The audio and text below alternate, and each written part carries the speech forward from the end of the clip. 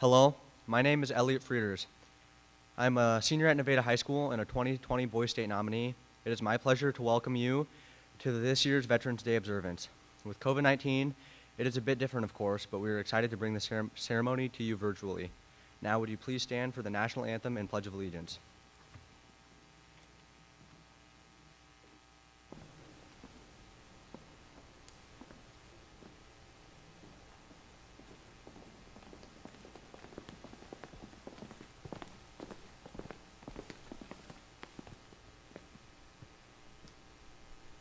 Oh, say, can you see by the dawn's early light what so proudly we hail at the twilight's last gleaming, whose broad stripes and bright stars through the perilous fight o'er the ramparts we watch were so gallantly streaming, and the rocket's red glare, the bombs bursting in air, gave proof through the night that our flag was still there.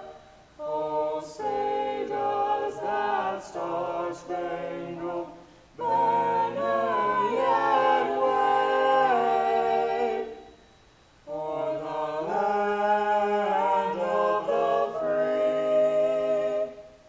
and the home of the brave?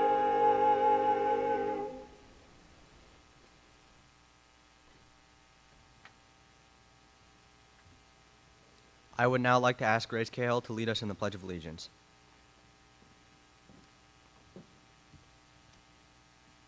I pledge allegiance to the flag of the United States of America and to the republic for which it stands, one nation, under God, indivisible, with liberty and justice for all.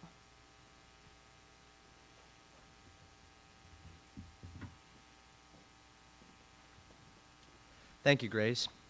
Welcome again, all veterans, students, faculty, and guests.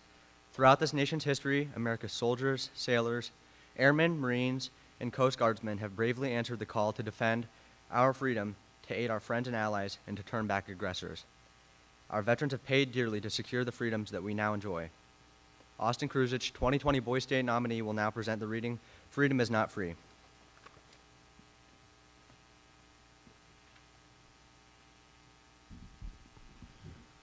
There is a price we pay for freedom, for it is not truly free, but rather paid for by the contributions of veterans to buy our liberty.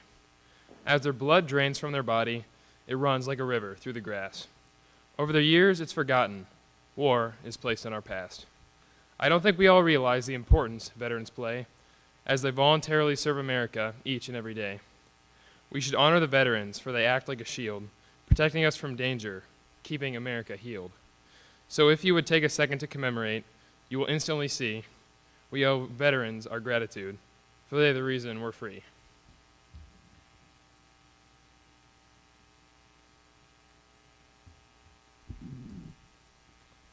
Thank you, Austin. It is now my great pleasure to introduce the current commander of Nevada's American Legion Post 48, Russ Cruz. Russ is a United States Navy retiree with over 20 years of service.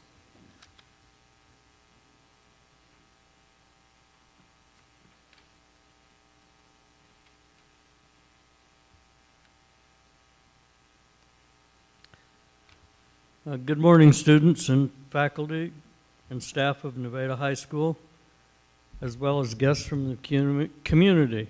My name is Russ Cruz, and I am the commander of the Nevada American Legion Post 48. I'm honored to be here with you and my fellow veterans.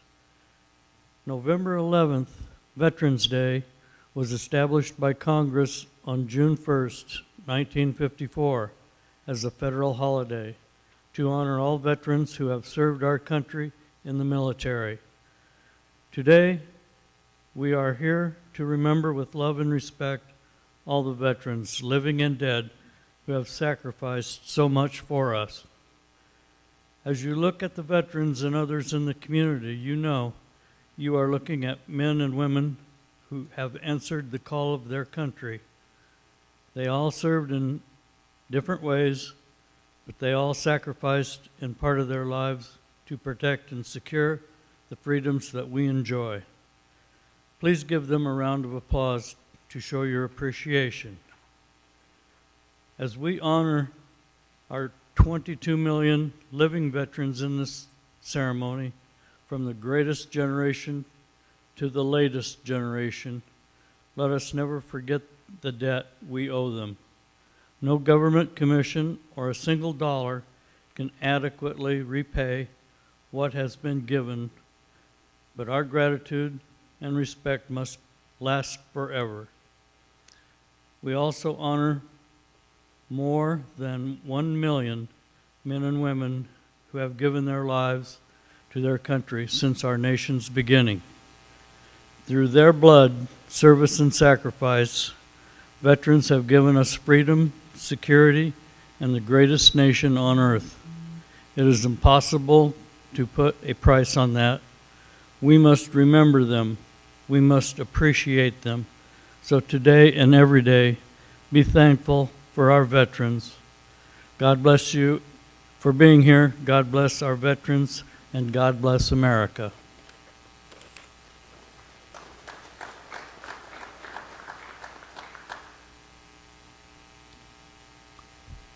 Thank you, Commander Cruz. On Veterans Day, we are reminded that throughout our history, our soldiers have left their families to go to faraway places to fight for our country. They have endured and suffered hardships so we can live as free people. Today and every day, we have to be thankful for their service. We'll now watch a video on the writing of the Star-Spangled Banner.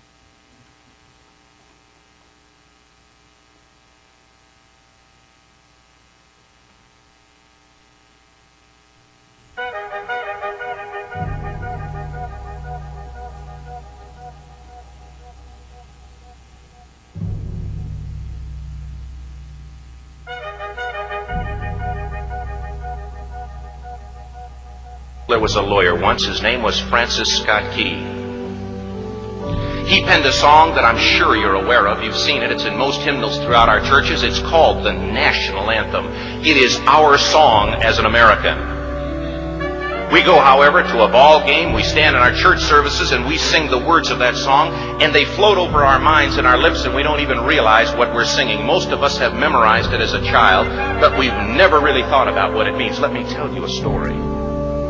Francis Scott Key was a lawyer in Baltimore.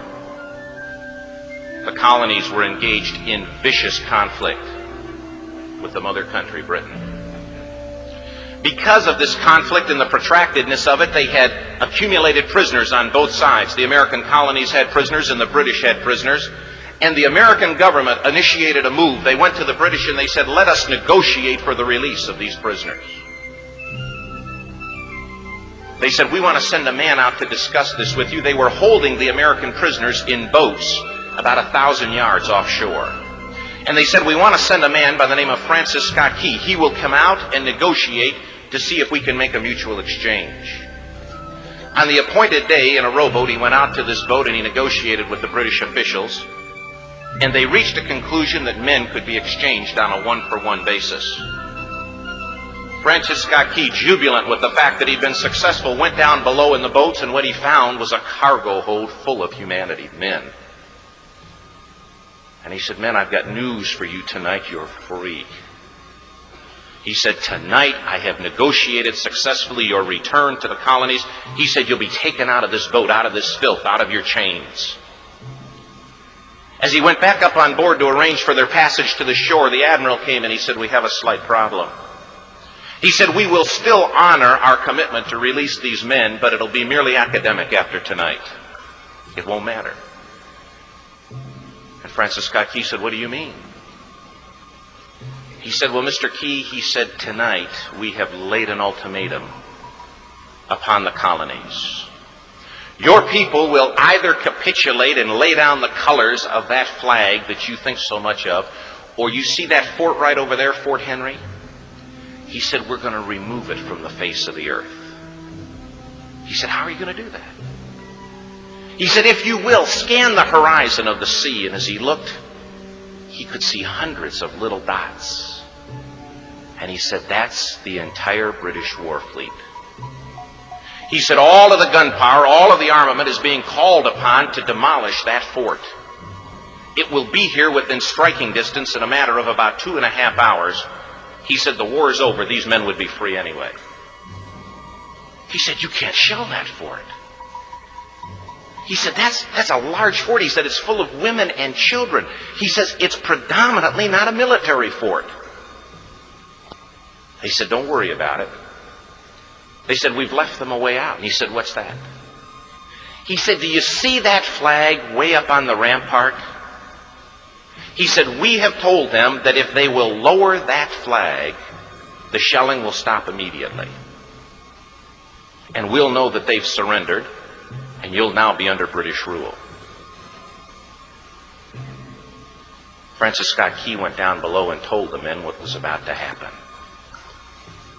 And they said, how many ships? He said, hundreds. The ships got closer. Francis Scott Key went back up on top and he said, men, I'll shout down to you what's going on as we watch. As twilight began to fall, and as the haze hung over the ocean as it does at sunset, suddenly the British war fleet unleashed. He says the sound was deafening. There were so many guns that there were no reliefs. He said it was absolutely impossible to talk or hear. He said suddenly the sky, although dark, was suddenly lit. And he says from down below, all he could hear the men, the prisoners, saying was, tell us where the flag is. What have they done with the flag? Is the flag still flying over the rampart? Tell us. 1 hour, 2 hours, 3 hours into the shelling, every time the bomb would explode and it would be close to the flag, they could see the flag in the illuminated red glare of that bomb, and Francis Scott Key would report down to the men below, it's still up. It's not down. The admiral came and he said, your people are insane. He said, what's the matter with them? He said, don't they understand this is an impossible situation? Francis Scott Key said he remembered what George Washington had said. He said the thing that sets the American Christian apart from all other people in the world is he will die on his feet before he'll live on his knees. The admiral said, we have now instructed all of the guns to focus on the rampart to take that flag down. He said, we don't understand something. Our reconnaissance tells us that that flag has been hit directly again and again and again, and yet it's still flying. We don't understand that. But he said, now we're about to bring every gun for the next 3 hours to bear on that point. Francis Scott Key said the barrage was unmerciful. All that he could hear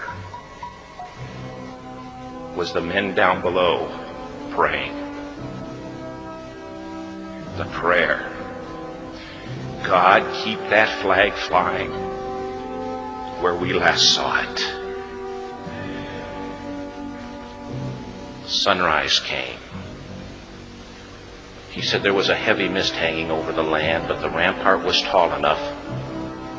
There stood the flag, completely nondescript, in shreds. The flagpole itself was at a crazy angle, but the flag was still at the top. Francis Scott Key went aboard and immediately went into Fort Henry to see what had happened.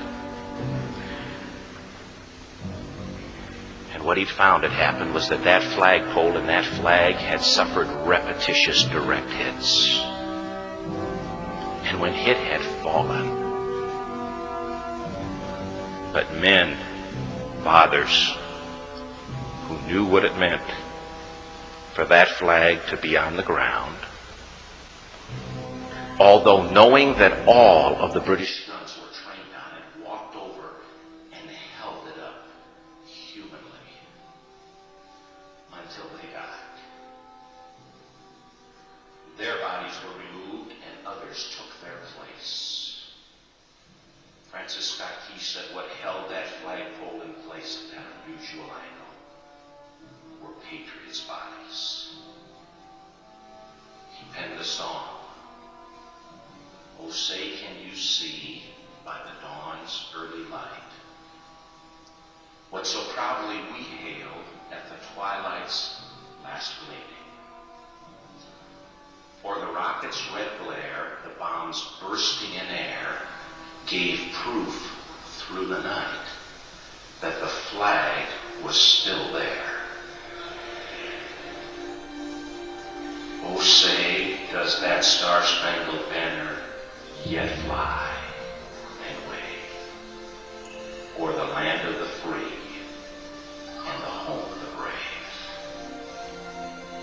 The debt was demanded. The price, it was paid. Oh, say, can you see by the dawn's early light what so proudly we hailed at the twilight's last gleaming, whose broad stripes and bright stars through the perilous fight o'er the ramparts we watched were so gallantly streaming, and the rockets' red glare, the bombs bursting in air, gave proof through the night that our flag was still there. Oh, say, does that star-spangled banner yet wave o'er the land of the free and the home of the brave?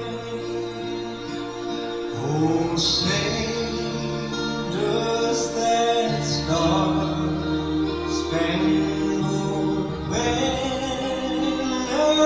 yet wave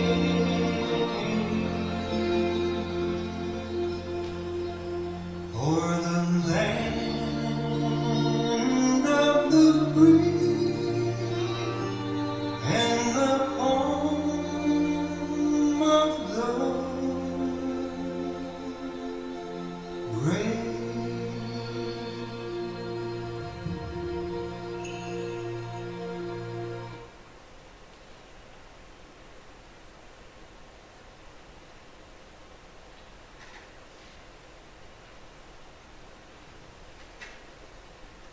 I hope that the video gives everyone a bit of appreciation, both for the writing of the Star-Spangled Banner and the commitment our veterans had to make.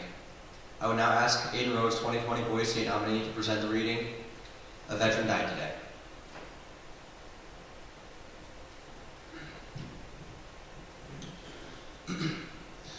He was getting old and paunchy, and his hair was falling fast. He sat around the Legion telling stories from his past, of a war that he had fought in and the deeds that he had done, and the exploits of buddies. They were heroes, everyone. And though sometimes to his neighbors his tale becomes a joke, all of his buddies listened, for they knew where he spoke. But we hear his tales no longer, for old Bob has passed away, and the world's a little poorer, for a veteran died today. No, he won't be mourned by many, just his children and his wife, for he lived an ordinary, very quiet sort of life. He held a job and raised a family, quietly going on his way. And the world won't know of the passing, though a veteran died today. When politicians, sports figures, or movie stars leave this earth, their bodies lie in state, while thousands note their passings and proclaim that they were great. Papers tell their life stories from the time that they were young, but the passing of a veteran goes unnoticed and unsung. It is the greatest contribution to the welfare of our land, someone who breaks his promise or entertains his fellow man, or the ordinary fellow who in times of war and strife go off to serve his country and offers up his life. The movie stars and sports figures stipend the style which they live, and somehow disproportionate to the service that they give, while the ordinary veteran who offered up his all is paid off with a medal and perhaps a pension small. It is so easy to forget them, for it's been so long ago that our Bobs, Jims, and Johnnies went into battle, but we know. It was not the public figures with their compromised employs who won us the freedom that our country now enjoys. He was just a common veteran, and his ranks are growing thin, but his presence should remind us we need his likes again. For when countries are in conflict, then we need our military's part. It is to clean up the troubles that the politicians start. If we cannot do him honor while he's here to hear the praise, then let's give him homage at the ending of his days. Perhaps a simple headline in the paper that might say, "Our country is mourning for a veteran died today."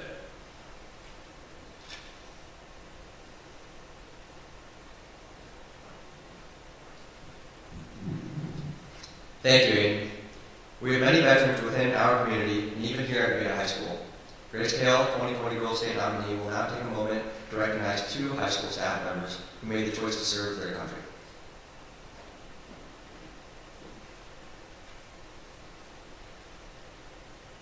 Our first high school staff member that we would like to honor is Mr. Miley. This is Mr. Miley's first year at Nevada High School, after previously teaching at Benton Community Schools. From an early age, Mr. Miley knew that he wanted to serve in the military. In fact, he knew he wanted to be a Marine. Service is something that runs deeply in Mr. Miley's family, with his dad serving in the Marine Corps, his brother in the Army, and numerous other family members who also served in nearly every other branch of the military. Mr. Miley enlisted in the Marine Corps in 2012 at the age of 18 years old. He loved his time in service and particularly enjoyed his non-combat deployments all over the world. One memory that stood out to Mr. Miley in particular was a routine drill. His unit had to run a gas preparedness drill, meaning they had to enter a gas chamber and practice putting on their gas masks, remaining calm and performing under adverse conditions. When the drill finished, the unit was welcomed outside by a sandstorm in deserts of California. For anyone interested in joining the armed services, Mr. Miley said that his military service gave him necessary life skills and helped him mature greatly. He strongly suggests that anyone interested in military take the time to explore all branches. Thank you, Mr. Miley, for your service, and welcome to Nevada High School. Also today, we would like to honor Mr. Baker. Mr. Baker has been a staff at Nevada High School for 19 years after living in Florida. Mr. Baker joined the United States Navy in 1990 at age 19. He self-describes the need for more direction after a rocky start to his college career. Like so many veterans, Mr. Baker came from a long line of servicemen who had family ties to the military. Mr. Baker noted that his father, brother, uncle, nephews, and grandfather were all in the military. His father and uncle served in the Vietnam War, and his grandfather in World War II. Additionally, his great-grandfather served in the United States Civil War, fighting for the Union Army with his statesmen from Pennsylvania. Mr. Baker noted that your service is what you make of it, and your level of commitment and determination will determine your experience. He fondly remembers his time at the USS Enterprise when they made their way through the Mediterranean Sea, starting at Spain and ending in Tel Aviv, Israel. Mr. Baker echoed similar thoughts for those interested in military service. First, he said that any individual should do their research and meet with as many recruiters as possible.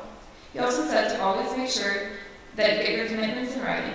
His 6 years in the service provided many benefits for him, including an avenue back to college with financial support and a great sense of purpose. Thank you for your service, Mr. Baker.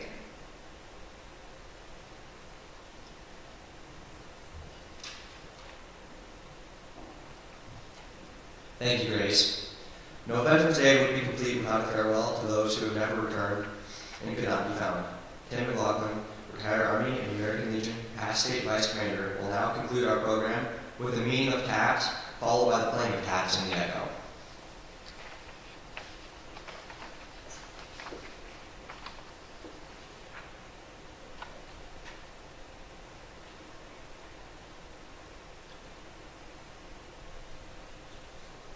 Thank you, Elliot. Before we go to the actual closing, I would like to ask you all to please consider the veterans in your family. You may not realize all of the veterans that you have in your family. Ask them about their experiences in service. Talk to them today and thank them for what they have done, not only for you, but for this country. When you do ask them, there are two things that you shouldn't do. The first is you don't ask them if they ever killed anybody. And the second is don't ask them if they ever had to shoot at other people. These two questions have a tendency to make veterans very sad. And sometimes they won't talk anymore. Because most people aren't very happy if they had to shoot somebody, or even worse, if that person died. Do ask them rather about their service and let them talk about what they are willing to share. A little over 150 years ago, on the battlefield in the Civil War, during a pause in the fighting as the soldiers struggled to recover their dead comrades, they come up with the problem of how to give their brothers honor without setting off another fight. For to give the customary 3 volleys would possibly cause the Confederates to think that they were being attacked again. The solution was the birth of a song that is now used as the last honor given to those who have passed in service of their country.